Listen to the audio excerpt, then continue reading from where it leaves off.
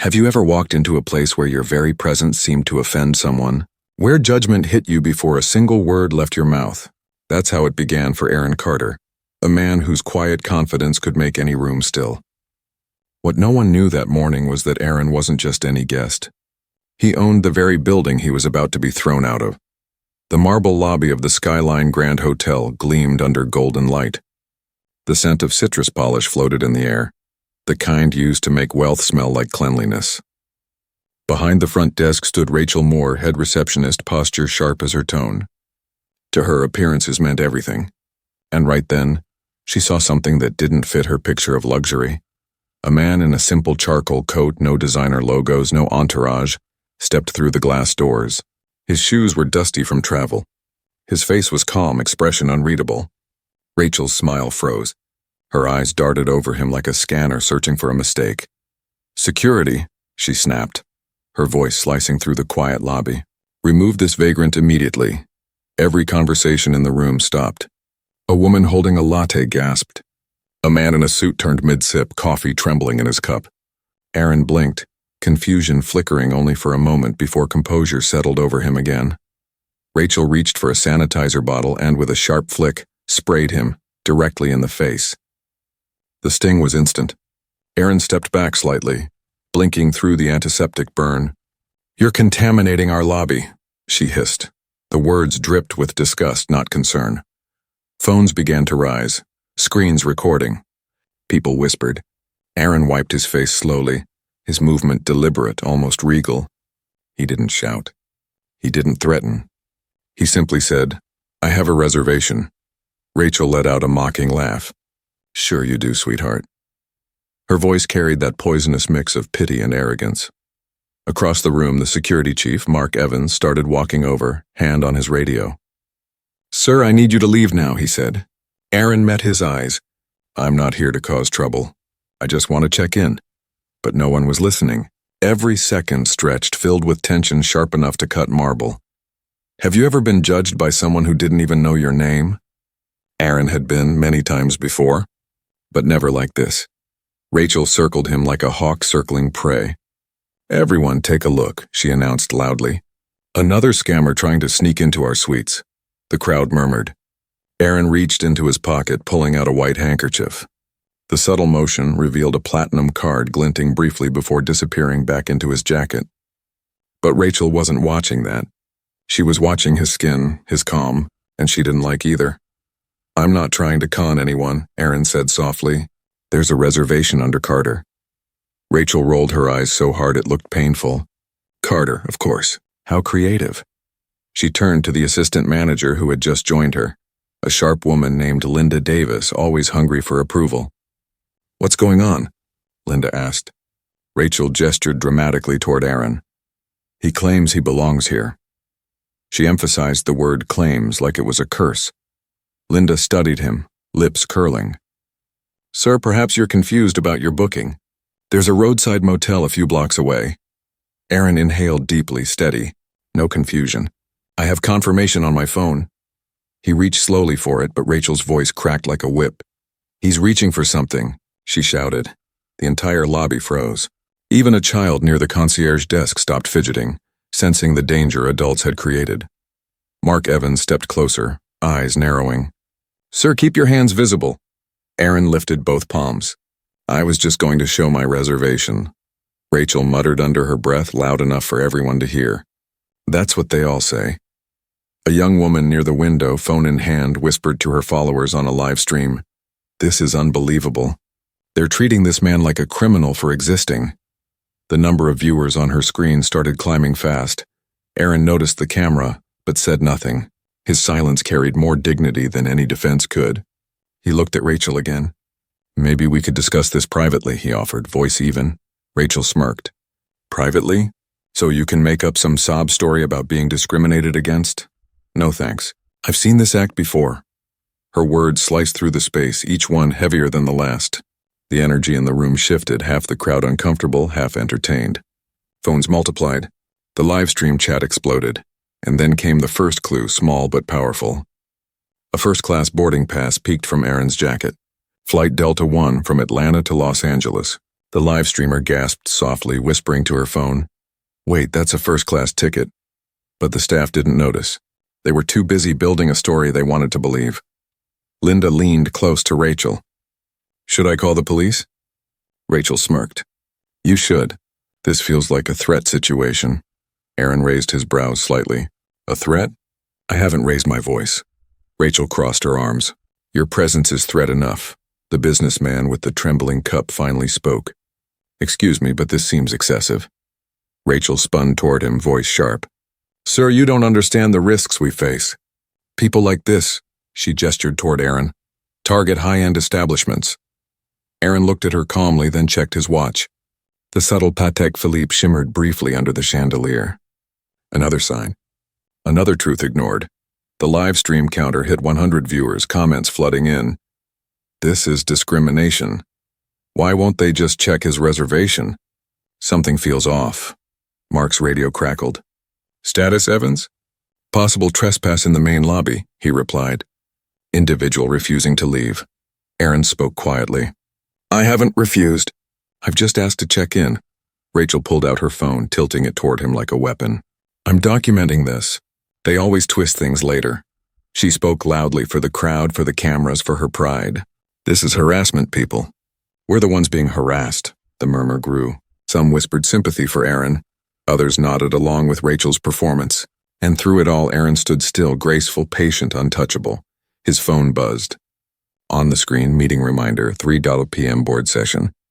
He dismissed it quietly. He had time. But the hotel didn't know that time was running out for them. The young woman's live stream hit 500 viewers. Her voice trembled as she spoke to her audience. "You guys, this is going viral. They're about to call the cops on him for trying to check in." Mark's jaw tightened. "Sir, I'm giving you one last chance to leave voluntarily." "After that, the police will be called." Aaron nodded slightly. "I understand. But I'd like to speak to your general manager first." Rachel's laughter rang out, sharp and cruel. "Oh, please. Our manager doesn't waste time on people like you." The crowd leaned in closer, drawn by the drama unfolding before them. Phones rose higher. The live stream comments multiplied, and Aaron Carter, calm as stone, looked around the glittering lobby that bore his name on its foundation plaque. Then he said softly, "That won't be necessary. I'll make the call myself." The words froze the air. Who was this man? Why did he sound so certain? The answer, when it came, would turn the world upside down. Aaron reached for his phone, slow and deliberate. The crowd leaned in, tension so thick it hummed through the air. Rachel folded her arms, smirking as if she already knew how this would end. "Go ahead," she said loudly. "Let's see who answers this mysterious call." Her words carried mockery, but her voice trembled just slightly. Deep down, something in Aaron's calmness unsettled her. He scrolled through his contacts, his thumb pausing on one name. Then he pressed the call button. The phone rang once, twice. On the third ring, a man's voice answered. The sound carried enough authority to silence even the whispers. "Aaron, what's going on?" "I'm in the middle of a finance meeting."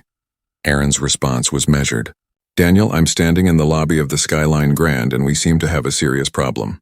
Rachel blinked. The name Skyline Grand echoed in her head. That was their hotel's corporate name. Daniel?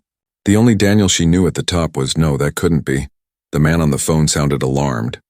"What happened?" "Are you okay?" "I was just sprayed in the face with sanitizer," Aaron said calmly. "Security is threatening to have me arrested, and your assistant manager believes I'm here to run a scam." A hush spread like a wave across the lobby. Rachel's smirk vanished. Mark's hand froze midair on his radio. Linda's confident stance faltered. On the other end of the call, the voice grew firm. "Stay right there. I'll be downstairs in 1 minute." Aaron ended the call and slipped the phone into his pocket. Then he looked around the lobby, eyes steady. "The owner will be here shortly," he said simply. Rachel gave a short, nervous laugh that fooled no one. "Owner, you expect us to believe that? Anyone can pretend to know someone important." Aaron didn't respond. He just stood there, quiet, composed, the faintest trace of disappointment in his expression. The live stream viewer count passed 2,000. Comments exploded across the screen. He called the owner? Wait, what's happening? This man's confidence is terrifying. The businessman who'd spoken up earlier whispered to his wife, "I think they made a huge mistake." Rachel's phone buzzed in her pocket. She ignored it. Another buzz. Then Linda's. Then Mark's radio crackled. "Attention all staff," a voice barked through. "The general manager and corporate representatives are en route to the lobby. Everyone stay where you are." Rachel went pale. She forced a smile and turned to the crowd. "It's fine. Just routine procedure." But her voice broke at the edges. The elevator chime cut through the silence. The doors opened and out stepped Daniel Price, the general manager. Normally, his confidence filled every room he entered. But when he saw Aaron standing there, calm, hands folded, eyes unwavering, his stride faltered. "Mr. Carter?" he asked carefully. "Sir, what happened?" Rachel blinked. "Sir?" "Your staff happened," Aaron replied evenly. "They decided I didn't belong here." Daniel turned toward Rachel, confusion flashing across his face. "Rachel, what is he talking about?" Rachel stammered. He came in looking suspicious and I was protecting the hotel's image." "I didn't know." Aaron reached into his jacket once more. Rachel flinched, expecting another phone. But what he pulled out wasn't a phone. It was a business card, white and heavy, with his name engraved in gold. Aaron Carter, Chief Executive Officer, Skyline Grand Hotels and Resorts. It took a moment for the realization to sink in. Then it hit like thunder. Mark's radio slipped from his hand and clattered against the marble floor. Linda's jaw dropped. Rachel's breath hitched audibly, the crowd gasped. The live streamer's voice shook as she whispered into her phone. "Oh my God, he owns the place." Daniel stepped closer, eyes wide.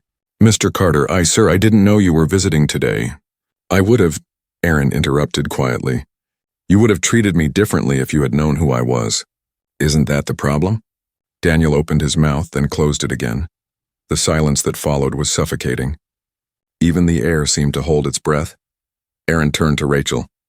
"Miss Moore, how long have you worked here?" She swallowed hard. 6 years. "In 6 years, have you ever treated a guest like this?" "No, sir," she whispered.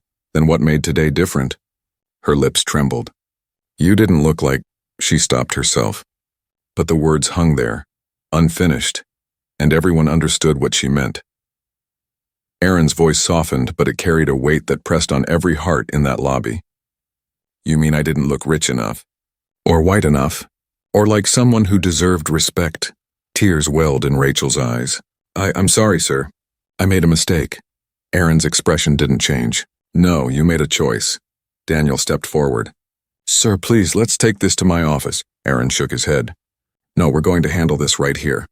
Because she chose to humiliate me here in front of everyone. The least we can do is let the truth be seen in the same light." The crowd barely moved. The live streamer's audience jumped to 5,000. News outlets were already sharing the feed. Rachel's voice cracked. "Please, Mr. Carter, I didn't mean any harm." "Intent," Aaron said quietly, "doesn't erase impact." He looked around at the onlookers, his tone firm but calm. "What you all witnessed today wasn't just an insult to me. It was a reflection of something bigger. A system that rewards arrogance and punishes humility. A culture where assumptions weigh more than truth." Daniel swallowed hard. "Sir, I take full responsibility for this." Aaron turned to him. "You'll have a chance to prove that in a moment. I need human resources here and our legal team. Now." Daniel pulled out his phone, voice shaking as he made the call. "Lisa from HR, I need you in the lobby immediately." "Yes, now." Rachel's knees felt weak. Linda leaned against the counter, face drained of color. Mark stood frozen, head bowed. Aaron turned his gaze back to the crowd. "For anyone recording," he said calmly, "keep your cameras on. People need to see what accountability looks like." And just as he finished speaking, the elevator chimed again. 2 more figures stepped out, a woman in a charcoal suit and another man in a navy blazer. The woman's heels clicked as she crossed the marble. "Mr. Carter," she said softly.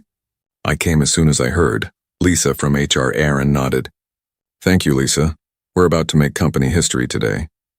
Rachel looked up through tears. "Please, Mr. Carter, I have a family." "I didn't mean." Aaron met her gaze. "That's what makes this so tragic. It's always personal after the damage is done." The crowd stayed silent. No one moved. The cameras kept rolling. Lisa glanced between them. "Sir, what would you like to do?" Aaron exhaled slowly, his eyes sweeping across the room that now felt smaller, heavier, full of judgment turned to guilt. "What I've always done," he said. "Tell the truth." He looked back at Rachel. "And make it right." The tension in the room tightened once more, but this time it wasn't about fear. It was about justice waiting to land. And when it did, it would shake more than one life. Because Aaron Carter hadn't just come to stay at a hotel. He had come to test the soul of his company. The reckoning was only beginning. Daniel's phone buzzed again before he could speak. The vibration cut through the tense silence like a warning bell. He looked at the screen, then up at Aaron, his face paling. "Corporate is watching the live stream," he whispered. Aaron didn't flinch. "Good," he said softly. "They should." Rachel's tears had streaked her mascara, but her voice still carried defiance.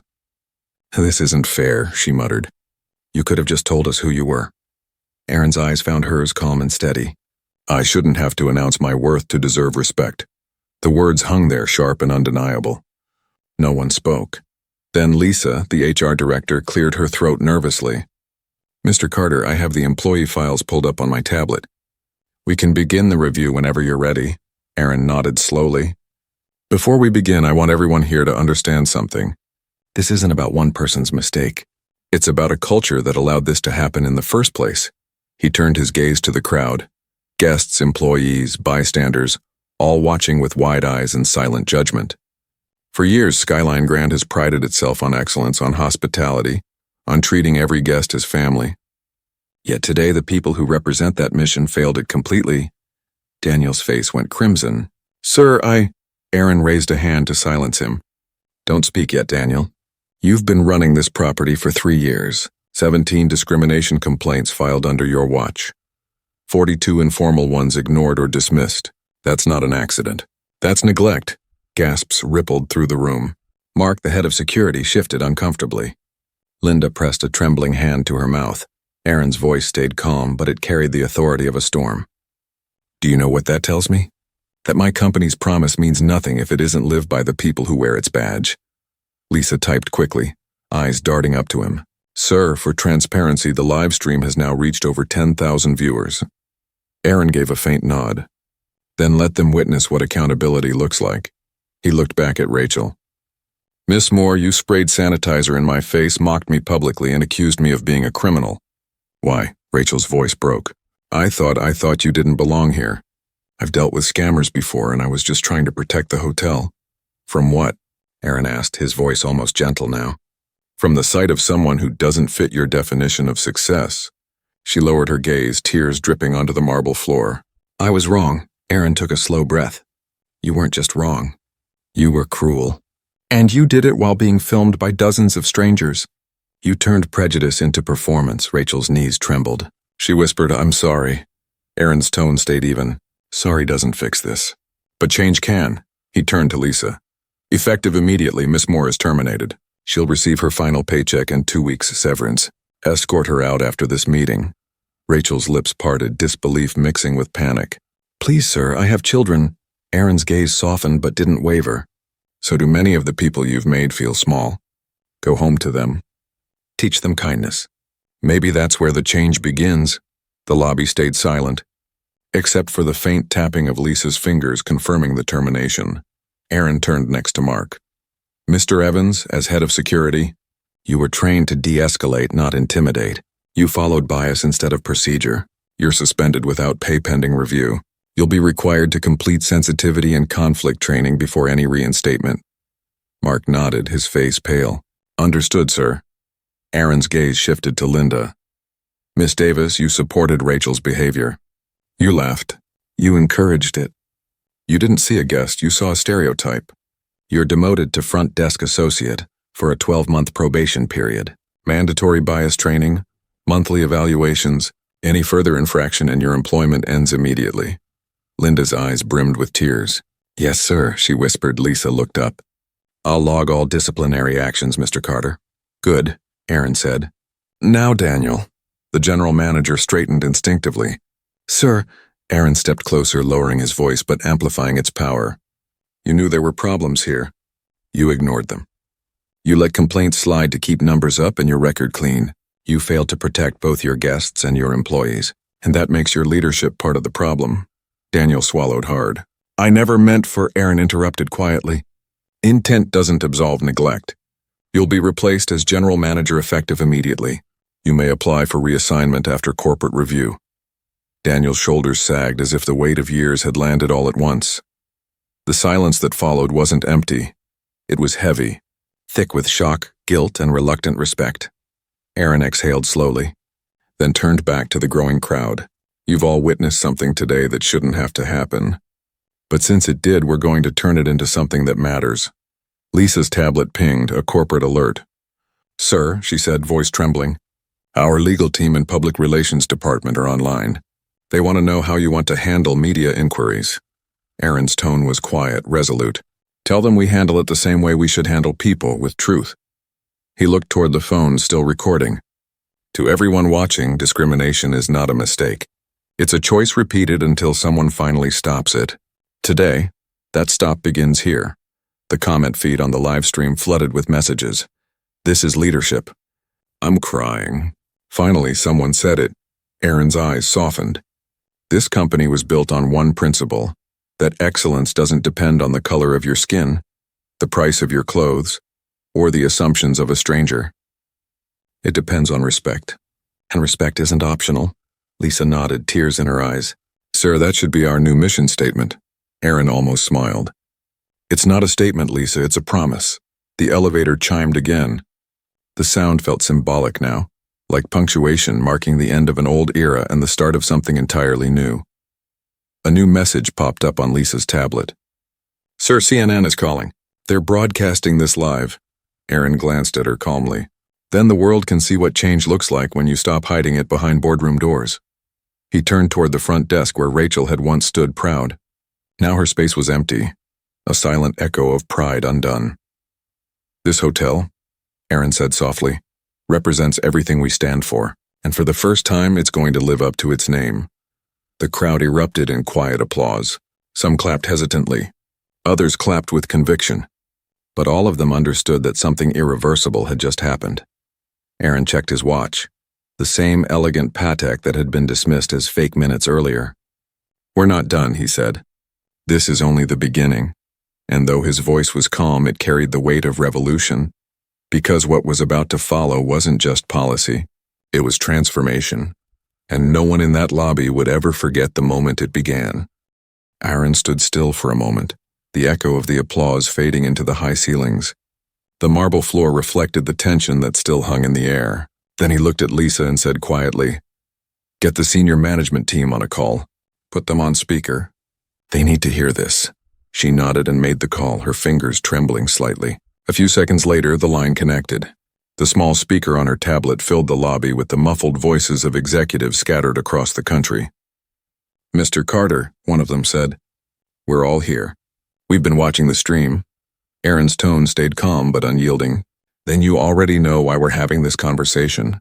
What happened here isn't an isolated incident. It's a mirror held up to everything we've ignored for too long. He paused, letting that sink in. For years we've prided ourselves on our luxury, on our image. But what is luxury if it can't make space for decency? What's the value of gold-plated walls if the people inside them don't know the meaning of respect? One of the executives tried to interject. Sir, this is obviously a terrible misunderstanding. We can handle it quietly. No, Aaron cut in.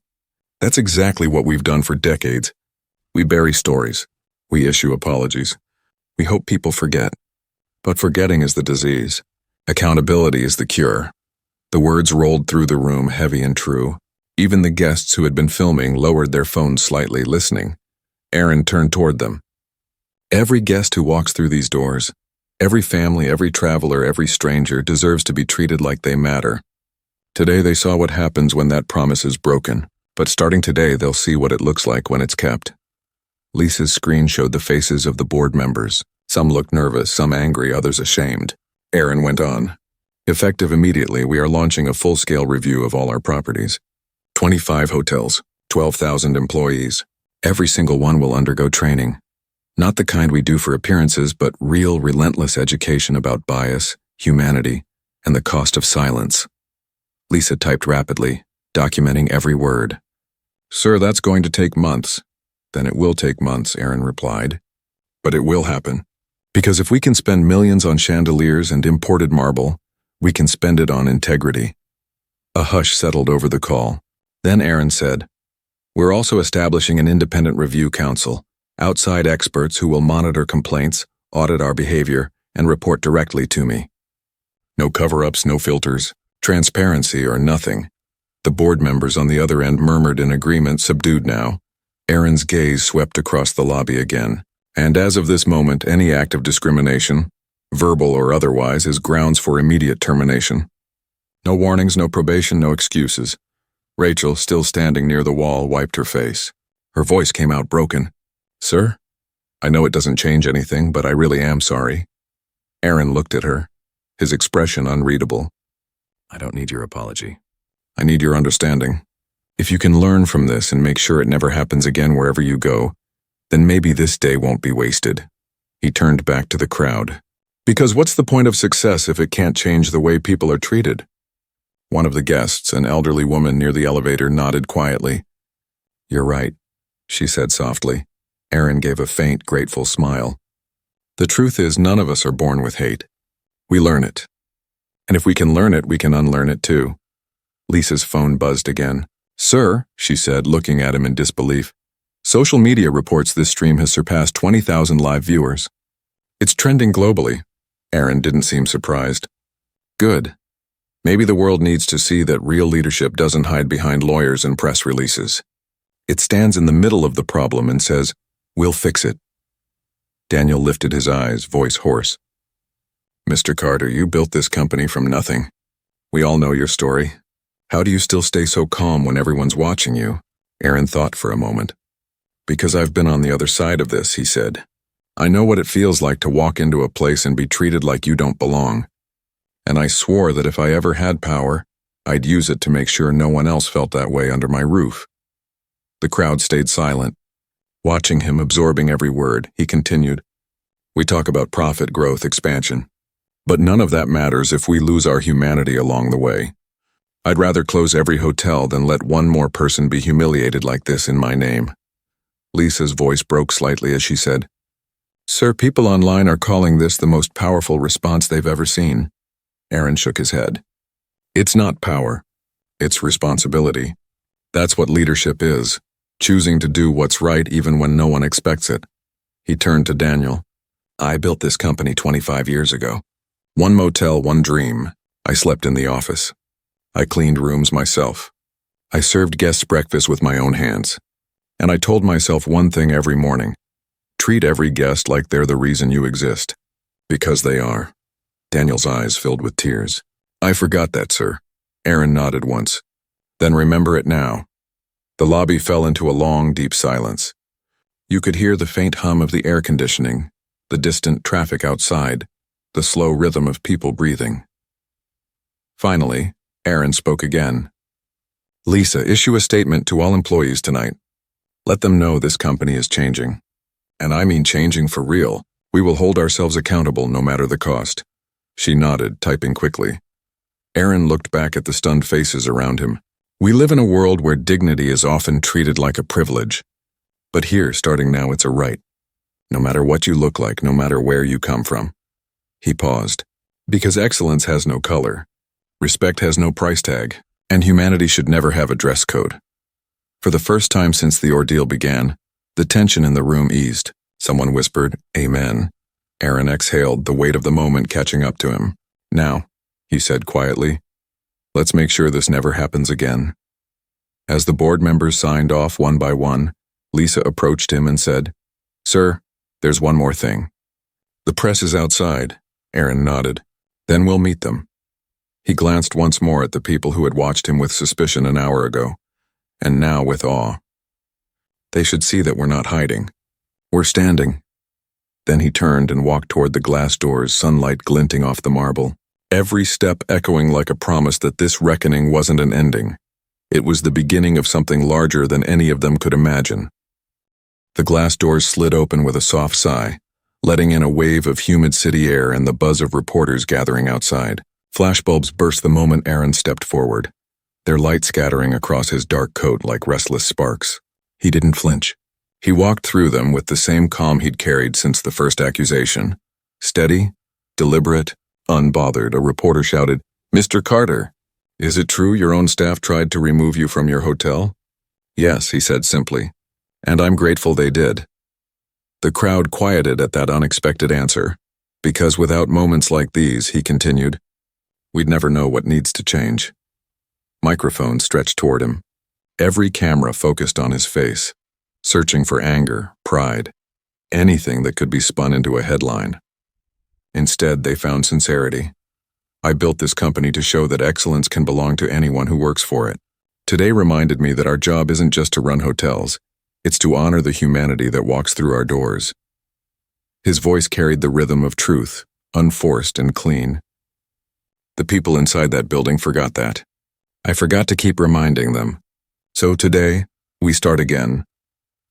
The reporters were silent for a moment as if afraid to break the spell. Then another question cut through. What will happen to the employees involved? Aaron's answer was calm. They've been held accountable.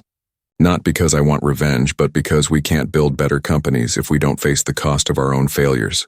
Every consequence today is an opportunity for someone to grow. Behind the reporters, a group of bystanders watched quietly.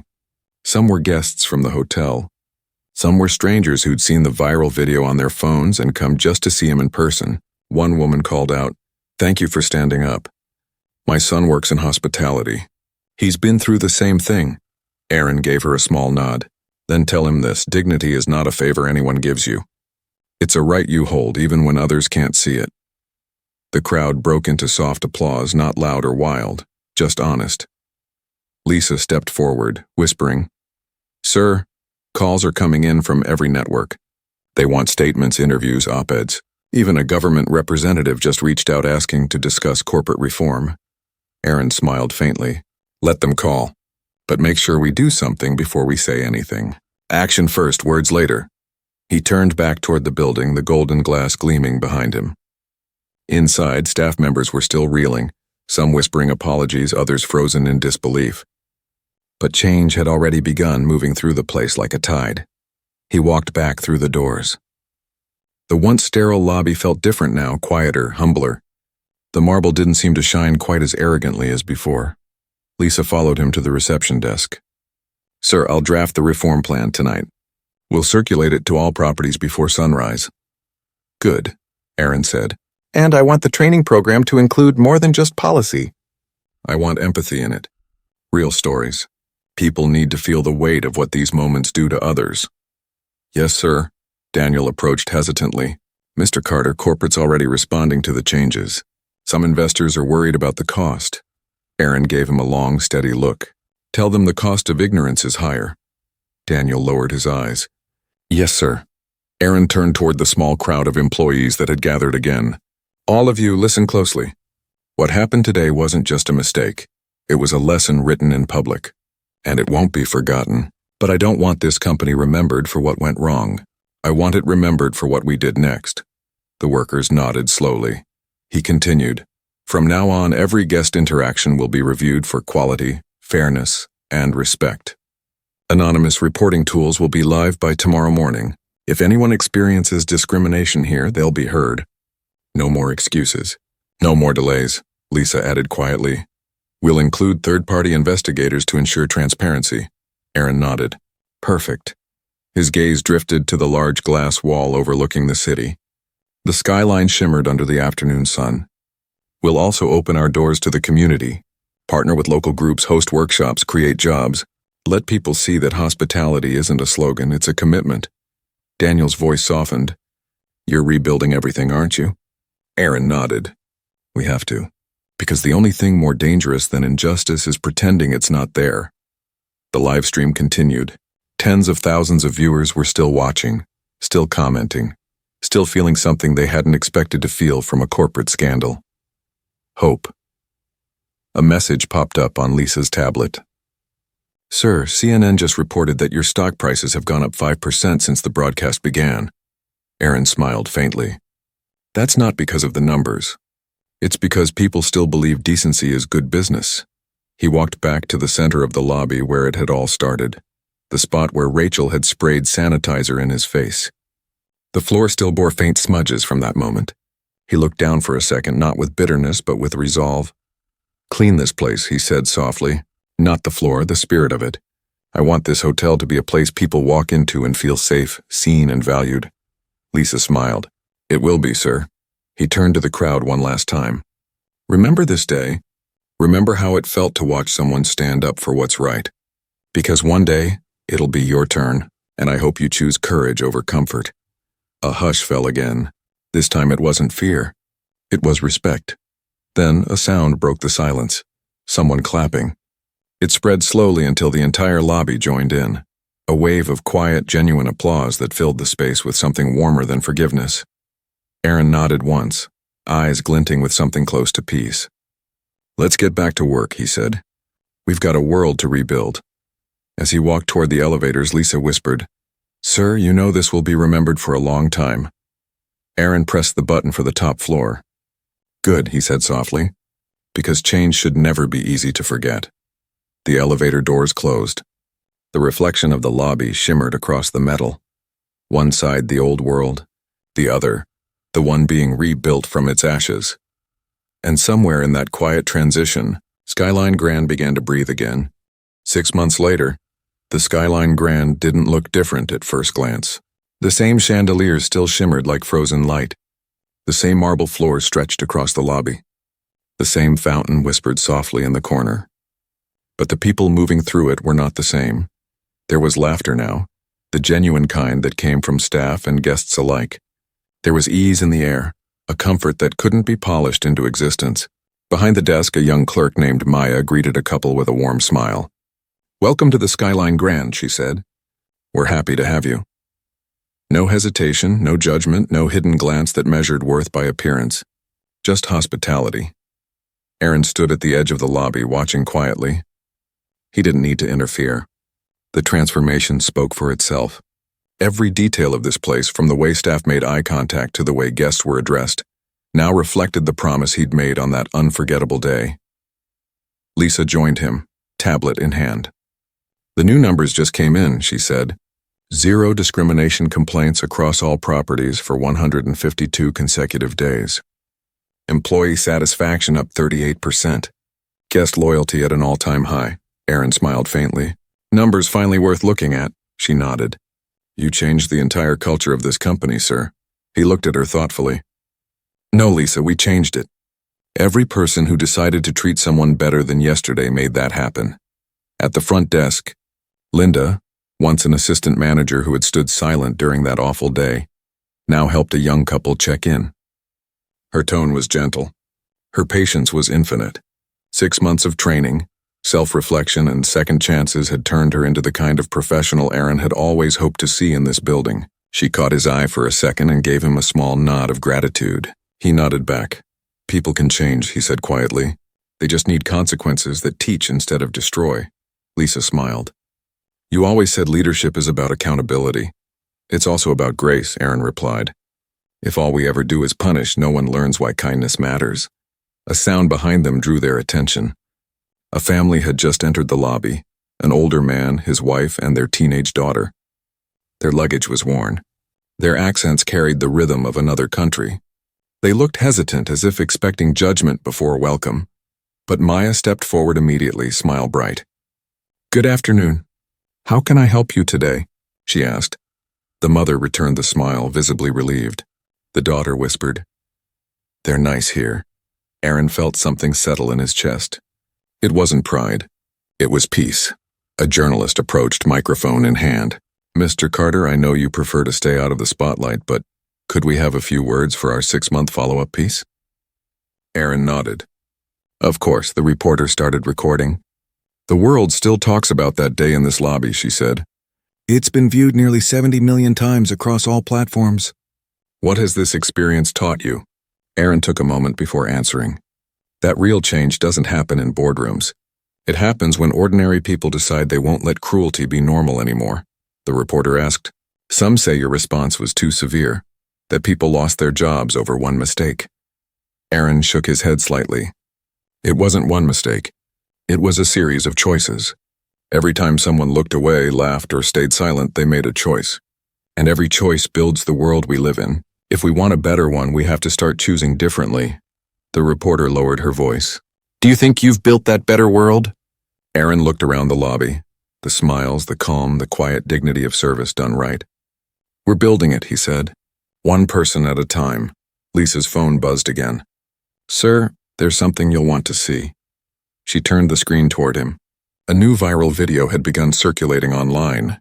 It showed a young hotel manager in another city defending a Muslim family after they were mocked by guests. The caption read, "This is how it's done, the Carter standard." Aaron chuckled softly. "I never wanted a standard named after me." Lisa smiled. "You didn't. You just reminded everyone what standards are supposed to mean." He nodded slowly, eyes reflecting quiet gratitude. That evening, Aaron went up to the rooftop balcony of his office suite. The city lights below flickered like a constellation of possibilities. The skyline shimmered, endless towers, each one holding stories of triumph and failure, cruelty and kindness. The world kept moving, but something inside it had shifted forever. He leaned on the railing and thought about that day, the burning sanitizer, the trembling voices, the fear and shame, and the sudden, heavy silence when truth had landed. He thought about Rachel, who had left quietly after her termination, later sending a handwritten letter of apology. She'd enrolled in a community college program for counseling. She'd written, "You taught me more about humanity in 15 minutes than I learned in 6 years behind that desk." He kept that letter in his drawer, not out of sentimentality, but as a reminder. He looked over at Lisa. "You know, when I first started this company, I thought success was about growth. More rooms, more bookings, more cities. But it's not. What is it about?" she asked. "It's about moments," he said softly. "Moments that test who we are when no one's watching. Moments that remind us what we stand for when the whole world is." The air grew quiet. The city lights blinked back at him like stars that refused to fade. Lisa glanced down at her tablet. "Sir, there's one more message for you. It's from a student in Chicago." She read it aloud. "Mr. Carter, I watched your video in my ethics class. I didn't know people like you existed in real life. I want to study hospitality now, not just to run hotels, but to make people feel safe. Thank you for proving that decency still wins." Aaron smiled, eyes distant but warm. "That's the best kind of return on investment." He looked up again at the glowing skyline and said, almost to himself, "Excellence has no color, respect has no status, and dignity will never be negotiable." The words faded into the night air, but they didn't disappear. They lingered, soft, powerful, unforgettable. Down below, the lobby continued to hum with life. Guests checked in. Staff offered smiles and small kindnesses. The world kept turning, but it turned a little more gently now. And somewhere out there, a new story was already beginning. One born from the courage to do what was right when everyone was watching, and the strength to keep doing it when no one was. Aaron Carter stood watching the city breathe, the quiet heartbeat of change echoing beneath its lights. He knew the work would never be finished. But for the first time in a long time, he also knew this. The world had learned something from 15 minutes that changed everything. The night settled around him, warm and certain. And in that stillness, the promise lived on.